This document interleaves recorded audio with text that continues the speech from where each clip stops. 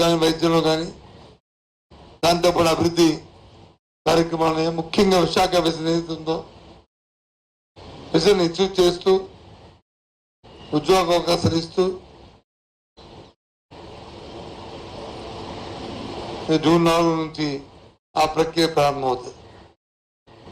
ముఖ్యంగా ఇందులో పాల్గొన్న ఈ ఎన్నికల్లో ఎన్నో ఒడిదుడుకు పాల్గొని ఎన్నో ఇబ్బందులకు ఓర్చి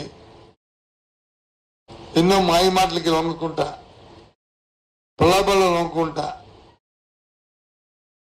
ఉన్న మా పార్టీ కార్యకర్తలు మా నాయకులు అలాగే ఓటర్ సోదరులు సోదరిమణులు అందరికీ కూడా వ్యక్తిగతంగా పార్టీ పరంగా నేను కృతజ్ఞతలు తెలియజేస్తాను. ఎందుకంటే ఇది బాగా సంగ్రామం. ఎన్ని కుయుక్తులు పడినాలో దానిలో అన్ని కుయుక్తులు అన్ని ఏదో చెప్తాం కదా సామధానం బాధ దండోపాయం అన్ని ఉపయోగించారు. ఒకటి కాదు రెండు కాదు. ఆఖరికి స్వయాన్న నేను పార్టీకి రాజీనామా చేస్తున్నట్టు లేఖను కూడా సృష్టించారు.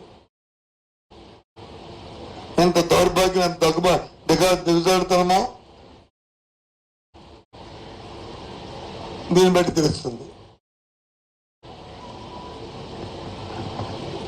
ఈ లేఖ బట్టి తెలుస్తుంది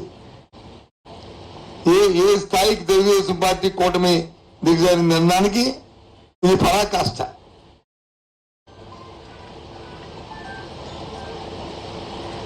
ఇది ఒక మచ్చుతుంది ఇలాంటివి. ఇది ఒక చిన్న విషయం.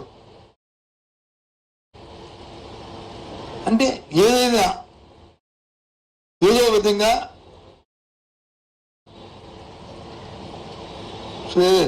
వాళ్ళకి వచ్చిన కొత్తంత్రాలతో కొత్త రాజకీయాలు చేసి బయటపడాలని ఏం పెడతారు? తెలుగుదేశం పార్టీకి చంద్రబాబుకి ఉన్న చరిత్ర ఈ రాష్ట్ర ప్రజానికి అందరికీ తెలుసు. మాయా మోసం దగ. అలాగే రాజశేఖర రెడ్డి గారికి జగన్మోహన్ రెడ్డికి తెలుసు. ఏదైనా చెప్తుంది చేస్తారు, చేసింది చెప్తారు. రైతు పెట్టేవాడిగా ఉండాలి కానీ చేయి పట్టేవాడిగా ఉండకూడదు, చేయి పెట్టేవాడిగా ఉండాలని నానుడిని విశ్లేషిస్తారు.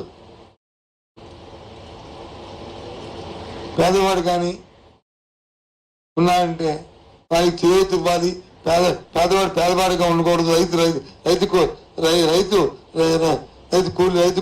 కూలీగా ఉండకూడదు. వాళ్ళు డాక్టర్ ఇంజనీర్ అవ్వాలి అని నమ్మిన వాళ్ళు. కూలీగా ఉండకంటే కూలి కూడా పెద్దవాడు అవ్వాలి, కార్పొరేట్ అవ్వాలని నమ్మిన వ్యక్తులు వీళ్ళు.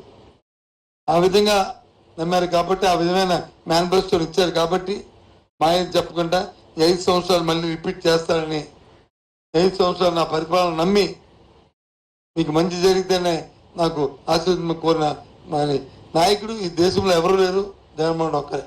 కాబట్టే ఆయన మళ్ళీ ఇంత పెద్ద ఎత్తున ఆయన ఆశీర్వదించిన ఆ తల్లులకి మహిళామణులకి సోదరులకి అన్నలకి తమ్ముళ్ళకి అందరికీ కూడా మరొకసారి కృతజ్ఞతలు చెప్తూ ఇదే విధంగా మా పార్టీ కార్యకర్తలందరూ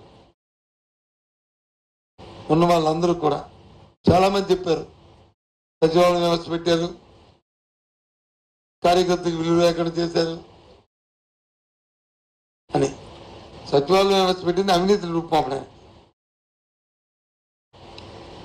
కార్యకర్త ఎప్పుడు కూడా నాయకుడి గుండెల్లో పార్టీ గుండెల్లో ఉంటాడు. ఏదైతే జన్మభూమి కమిటీ లాంటి అవినీతి ఏవైతుందో అలాంటివి లేకుండా ఉండడానికి సచివాలయం వ్యవస్థ ఏదైతే పూజ్య బాపూజీ కళ్ళ కన్నా గ్రామ స్వరాజ్యం గుమ్మం ముందే పరిపాలన ఉండాలని కోరుకున్నారో ఆ వ్యవస్థ అది బాగా మా కార్యకర్తలు అందరూ కూడా అర్థం చేసుకున్నారు.